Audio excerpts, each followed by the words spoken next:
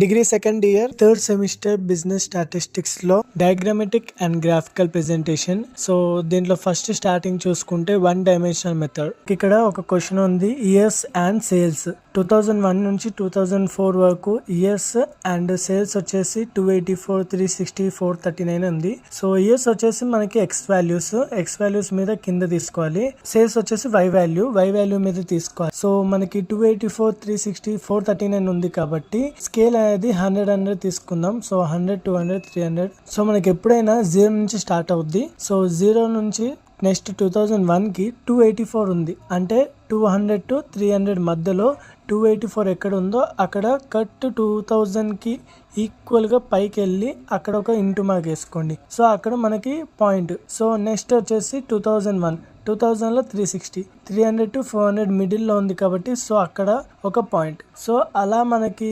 2002 లో 439 అది 400 to 500 మధ్యలో ఉంది కాబట్టి సో అక్కడ ఒక పాయింట్. సో ఇలా అన్ని వాల్యూస్ ఎంటర్ చేశాక 0 నుండి ఒక్కొక్క పాయింట్ అనేది యాడ్ చేసుకుంటూ వెళ్తే మనకి లైన్ బార్ డయాగ్రామ్ అనేది కంప్లీట్ అయిపోద్ది.